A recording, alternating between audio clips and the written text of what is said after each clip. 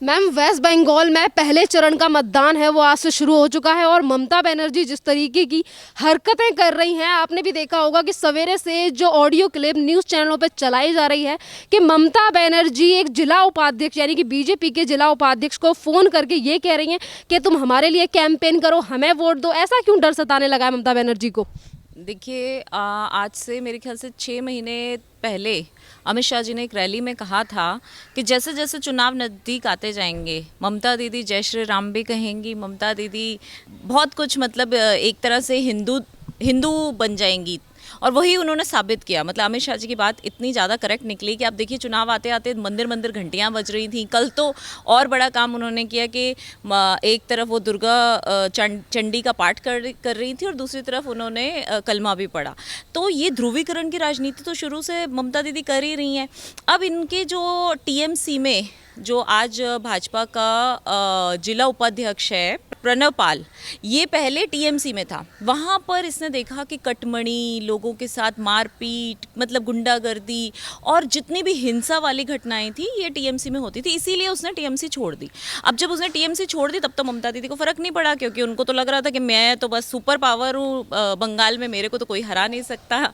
बिल्कुल। लेकिन आज जब उनका किला ढहता जा रहा है, शुभेंदु अधिकारी गए धीरे धीरे कर, दिलीप घोष, शुभेंदु अधिकारी और कितने सारे टीएमसी के नेता जो हैं जो भाजपा में आए, तब भी ममता जी दीदी को कोई फ़र्क नहीं पड़ा, क्योंकि उनको ऐसा लग रहा था नहीं मैं तो जीत रही हूँ, मेरे को तो कोई हराने वाला है ही नहीं है, मेरे आगे कोई स्टैंड भी कैसे कर सकता है। क्योंकि उन्होंने गुंडागर्दी इतनी चरम सीमा पर वहाँ पर आ गई है कि लोग घबराते हैं। आप देखिए चुनाव में जब ओपिनियन पोल होता है तो जो चुप रहते हैं उसका मतलब ही है कि वो भाजपा को वोट दे रहे हैं। नहीं तो खुल के जो समर्थन करने वाले होते हैं वो खुल के बोलेंगे नहीं हम तो टीएमसी को दे रहे हैं, भाजपा कोई गुंडागर्दी पार्टी थोड़ा है जो किसी को डराएगी। लेकिन टीएमसी के डर की वजह से वहाँ जो कुछ नहीं बोलता का मतलब है कि वो भाजपा को ही वोट, ये हमारा साइलेंट, भाजपा का साइलेंट वोटर है। तो यहाँ मैं यही कहूँगी कि ममता दीदी आज पूरी तरह से हार चुकी हैं, डर चुकी हैं, और जो ये उनको झूठी वादे दे रहे हैं या झूठी बातें, सांत्वनाएं जैसे कह रहे दे रहे हैं कि नहीं जी आप जीतोगे आप जीतोगे, तो ये बिल्कुल गलत है। 200 से पार भाजपा की सीटें आएंगी ही आएंगी और भाजपा पूर्ण बहुमत से वहाँ सरकार बनाएगी। नंदीग्राम को लेकर बात हो रही है, नंदीग्राम से ही ममता बनर्जी चुनाव लड़ रही हैं। ममता बनर्जी के साथ शुभेंदु अधिकारी उनकी टक्कर में खड़े हैं और ममता बनर्जी वहीं के जिला उपाध्यक्ष को फोन करके जिस तरीके से प्लीड कर रही हैं वोटों के लिए, और वहां से भी उन्हें ना ही सुनने को मिल रही है। क्या दर्शाता है ये सारी चीजें, क्या दर्शा रही है? क्योंकि ममता बनर्जी के लिए लोग कह रहे हैं कि डर समाया हुआ है आंखों में। आप अगर नहीं डरती तो आपको क्या ज़रूरत है एक उपाध्यक्ष को कॉल करके ये बोलने की कि तुम मेरे लिए कैंपेनिंग करो। साफ उसने रिकॉर्डिंग करके सुनाई है जो इसमें ममता दीदी के बाद अब वो कहेंगे, झूठे आरोप लगाएंगे कि डॉक्टरेट है, ये है, वो है, देखिए फला फला फला। लेकिन इसकी जांच करवा ली जाए। मुझे पूर्ण विश्वास है कि ममता दीदी आज अंदर से पूरी तरह घबराई हुई, और उसका उदाहरण, जीता जागता उदाहरण, कुछ टाइम पहले जो उन्होंने अपने एक एक्सीडेंट को अपना वो बताया कि हमला किया गया, उसके बाद वो आई गई बात हो गई, छुपाई गई। जबकि पहले इतना शोर मचा रखा था टीएमसी के नेताओं ने कि ममता दीदी पर हमला हुआ है, भाजपा ने हमला किया है, ऐसे मतलब ब्रेकिंग न्यूज़ बना दी थी। और जब देखा तो क्या निकला? कुछ भी नहीं। एक एक्सीडेंट था, खुद की ही गलती से हुआ एक्सीडेंट था, जिसका उन्होंने सोचा सिंपैथी गेन कर लो, लेकिन सिंपैथी नहीं मिली। और उसके बाद अब ये है कि अब सिंपैथी नहीं मिल रही, अब लग रहा है कि मेरा किला तो ढह गया है, तो किसी ना किसी तरीके से जिस लोगों को पकड़ सकूं उनको तो पकड़ूं। तो यहाँ आप खुद सोचिए, जब एक जिला अध्यक्ष को कॉल करके बोलती है कि मेरे लिए तो तुम कैंपेनिंग करो, तो इसका मतलब पूरी तरह से उन्हें स्वीकार कर लिया है कि वो हार चुकी हैं। एक तरफ जिला उपाध्यक्ष को फोन करके ये कहा जाता है कि तुम मेरे लिए कैंपेन करो, दूसरी तरफ बीजेपी के ऊपर एलिगेशन लगाए जा रहे हैं, ईसी से कंप्लेंट की जा रही है, इलेक्शन कमीशन से टीएमसी के द्वारा, कि बीजेपी वोटरों के ऊपर दबाव डाल रही है, नंदीग्राम में गुंडागर्दी दिखा रही है। ये काम तो इन्हीं का है ना, वो कहते हैं ना उल्टा चोर कोतवाल को डांटे। तो शुरू से जो गुंडागर्दी करती थी, आज वो गुंडागर्दी की दुहाई दे रही हैं, तो बड़ी हैरानी होती है ये बात सुन के उनके मुंह से कि जो वहाँ की सबसे बड़ी एक तरह से वो रही हैं, गुंडागर्दी की सरगना रही हैं, वो आज कह रही हैं कि बीजेपी गुंडागर्दी कर रही है। पता नहीं, मुझे तो ऐसा लगता नहीं है, क्योंकि जनता जब वोट देगी, देखिए गुंडागर्दी पे कोई वोट नहीं देता। आज अगर उनको नकारा गया तो गुंडागर्दी पे ही नकारा गया है, और अगर भाजपा ऐसा करती तो भाजपा को वोट नहीं मिलते। लेकिन मुझे पूर्ण विश्वास है कि वहाँ भाजपा पूर्ण बहुमत से सरकार बनाएगी और बहुत अच्छी सीटें लेके आएगी। टीएमसी की तरफ से ये भी कहा गया है कि जिस तरीके से पोलिंग बूथ पर भी उन्होंने ये भी कहा है कि जो जितनी भी चीज़ें हैं जो मैनेज की जा रही हैं वो बीजेपी के द्वारा की जा रही हैं। अब कितनी तरीके की वोट बैंक की राजनीति करेंगी ममता बनर्जी? पोलिंग बूथ पे कोई कैसे कर सकता है? क्या इनके टीएमसी के जो नेता हैं, जो पहले गुंडे बने हुए थे और गाजर मूली की तरह लोगों को काट रहे थे, उन्होंने हाथ में चूड़ियां पहन ली हैं, अब कुछ नहीं कर रहे? देखिए, इनके पूरे लोगों की नज़र हर बैलेट जहाँ पर भी वोटिंग होगी वहाँ पर इन लोगों की, टीएमसी के गुंडों की पूरी नज़र होगी और कोशिश यही होगी कि वहाँ के लोगों को डराया धमका के ये लोग वोट दिलवाएं, क्योंकि ये यही काम ये कर रहे हैं। वो कहते हैं ना, जब कोई चोर होता है ना तो वो खुद जो करने वाला होता है दूसरे का नाम लगा देता है। तो इस वक्त ममता दीदी वही कर रही हैं, करना इन्होंने खुद है, नाम ये भाजपा का लगा रही हैं। जबकि भाजपा में अमित शाह, माननीय अमित शाह जी ने अभी पीछे बोला था कि किसी को डरने की ज़रूरत नहीं है, खुल के वोट दीजिए। ठीक है, आप मुंह से मत बोलिए कि आप किसको वोट देना, जिसको भी देना है, लेकिन टीएमसी से डरने की ज़रूरत नहीं है। उन्होंने ये नहीं कहा कि हमको ही वोट दो, उन्होंने ये कहा कि टीएमसी से डरने की ज़रूरत नहीं है, आपको जिस भी पार्टी को वोट देना है। मैं यहाँ की जनता को आश्वस्त करता हूँ कि यहाँ की गुंडागर्दी अब नहीं चलेगी। तो ये एक बहुत बड़ा मैसेज है कि बंगाल की जनता जो है वो अब गुंडागर्दी से तंग आ चुकी है।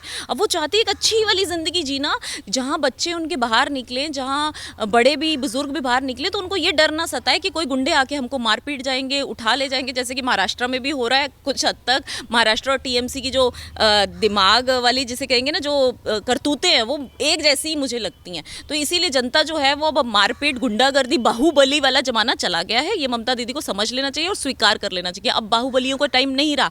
अब जो अच्छे लोग होंगे, जो हाथ जोड़ के और काम के आधार पे वोट मांगेंगे, उन्हीं को ही वोट मिलेगा। ममता बनर्जी की तरफ से बीजेपी के कार्यकर्ताओं से वोट की अपील की जा रही है। दूसरी तरफ शरद पवार 1 तारीख से बंगाल जा रहे हैं, उनके लिए कैंपेन करने। खबरें ये भी आ रही हैं कि शायद अखिलेश यादव भी जा सकते हैं कैंपेन करने के लिए ममता बनर्जी के लिए। हम तो कह रहे बहुत अच्छी बात है, उन सबको जाना चाहिए, क्योंकि जहाँ जहाँ अखिलेश यादव जी भी जाते हैं, क्या होता है उसका कैंपेन का हाशिए, जिसके लिए भी वो कैंपेन करते हैं वो बंदा हारता है। ये तो बहुत अच्छी बात है। और शरद पवार जी भी जाएं। अभी राकेश टिकैत जी भी गए थे, क्या हो गया, क्या कर लिया?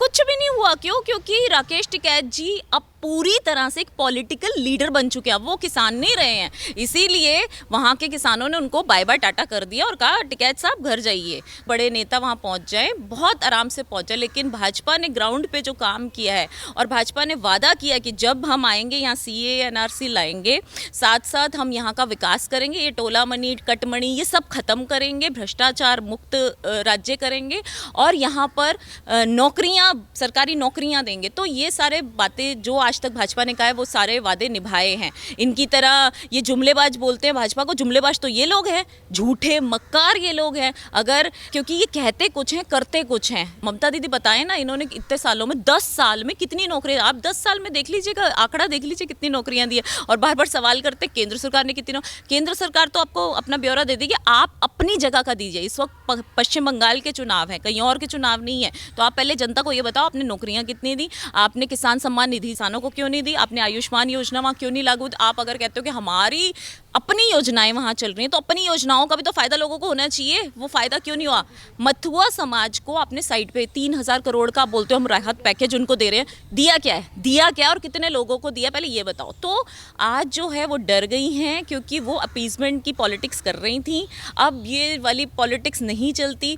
बंगाल में रह के आपको दुर्गा पूजा के लिए कोर्ट से परमिशन लेनी पड़ती, क्यों लेनी पड़ती? हम क्या वहाँ के निवासी पाकिस्तान में रहते हैं, क्या वहाँ बांग्लादेश में रहते हैं? नहीं। तो क्यों परमिशन, ये बता दें एक बार कि एक दुर्गा पूजा के लिए वहाँ क्यों कोर्ट से परमिशन लेनी पड़ती? लोगों का ये भी कहना है कि ममता बनर्जी जिस तरीके से अभी तक जो दुर्गा पूजा होती थी उसका पंडाल लगाने से मना कर दी थी, आज वही ममता बनर्जी चंडी पाठ करती दिखाई दे रही हैं। तमाम तरीके की चीज़ें हैं जो ममता बनर्जी के द्वारा की जा रही हैं। एक तरफ वो बीजेपी के लिए ये कहती हैं कि हम बाहरियों को राज नहीं करने देंगे, तो लोगों का ये कहना है कि ममता बनर्जी तमाम तरीके की चीज़ें इसीलिए कह रही हैं क्योंकि ममता बनर्जी ने 10 साल में काफ़ी ज़्यादा अच्छा काम किया है। ये जनता की तरफ से ट्रोलिंग हो रही है ममता बनर्जी की, ऐसा क्यों? हाँ बिल्कुल, इतना अच्छा काम किया है कि कोर्ट से दुर्गा पूजा के लिए परमिशन हिंदुओं को लेनी पड़ती है। जय श्री राम कहने वालों को जेल करवा देती हैं ममता दीदी। कोई लड़की अगर उन पे कोई मीम बनाती है उसको भी जेल करा देती है। ये हरकतें वो करती हैं, तो कैसे एक्सपेक्ट करती हैं कि जनता उनको वोट देगी? शुभेंदु अधिकारी के भाई के ऊपर गाड़ी पे जो हमला किया गया, उनके ड्राइवर पे जो हमला किया गया,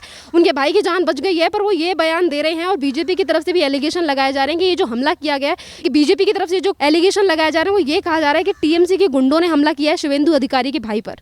देखिए ये हो सकता है, इस पे मैं कुछ नहीं कहूँगी जब तक जांच नहीं होगी, कुछ भी कहना सही नहीं है, क्योंकि पॉलिटिक्स में ये एक दूसरे के ऊपर ये तो एलिगेशंस तो लगते रहते हैं। लेकिन मैं एक ही बात कहना चाहती हूँ, अगर ममता दीदी ने कुछ अच्छा काम किया होता तो जनता उनको वोट जरूर देती। उन्होंने सिर्फ और सिर्फ ध्रुवीकरण की राजनीति करी। एक तरह से उन्होंने सोचा मैं तो हिंदू हूँ, लेकिन मुझे तो वोट मिलेंगे, हिंदुओं के तो मिलेंगे, लेकिन मैं मुसलमानों को खुश रखूँ। देखिए हमें किसी धर्म से कोई नाराज़गी नहीं है, बिल्कुल उनको खुश रखना चाहिए, मुहर्रम मनानी चाहिए, ईद मनानी चाहिए, लेकिन मुहर्रम और ईद मनाने के लिए कोई कोर्ट से परमिशन नहीं लेनी पड़ती। लेकिन दुर्गा पूजा के लिए, सरस्वती पूजा के लिए कोर्ट से अगर परमिशन लेनी पड़ती है तो हिंदुओं को सोचना तो पड़ा ना।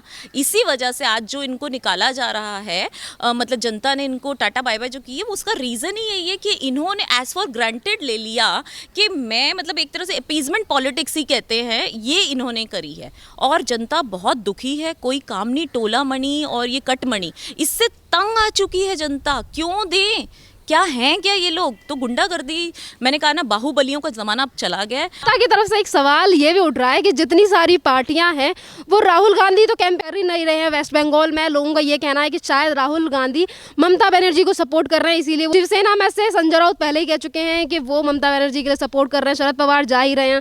उत्तर प्रदेश से भी कई सारी पार्टियां हैं जो इनको लिए सपोर्ट कर रही हैं। लोगों का ये कहना है जब इतनी सारी पार्टियां हैं जो ममता बनर्जी को सपोर्ट कर रही हैं, तो फिर ममता बनर्जी को एक जिला उपाध्यक्ष से एक अपने लिए कैंपेन कराने के लिए क्या जरूरत पड़ी? आप ये सोच लीजिए, जब इतने सारे लोग उनको सपोर्ट कर रहे हैं, पूरा ऑपोजिशन सपोर्ट कर रहा है, तो इट मीन्स कि उनकी अंदर ही कुछ ऐसी कमी है कि उनको पता है पूरे ऑपोजिशन को सपोर्ट करना पड़ रहा है, क्योंकि उन्होंने जनता के लिए कुछ किया नहीं। अगर जनता के लिए कुछ किया होता तो मुझे नहीं लगता किसी को दूर दूर से आके उनको सपोर्ट करने की जरूरत पड़ती। शरद पवार जी को आना पड़ता, अखिलेश यादव जी को आना पड़ता, राहुल गांधी जी को आना पड़ता, या प्रियंका गांधी या किसी को भी XYZ को आना पड़ता, अगर इन्होंने कोई अच्छे काम किए होते।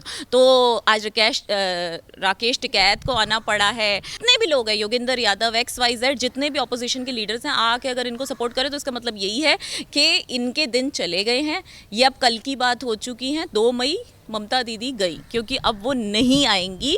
ये हम 100% लोगों की आवाज़ है, ये हमारी आवाज़ या किसी भाजपा की आवाज़ नहीं है, लोगों, क्योंकि लोग तंग आ चुके। मैंने आपको बताया ना, 4-6 कारण बताए हैं जिस वजह से लोग उनसे दुखी आ चुके थे। अगर इन बातों पे वो पहले से विचार कर लेते तो शायद ये नौबत ना आती। धन्यवाद मैम।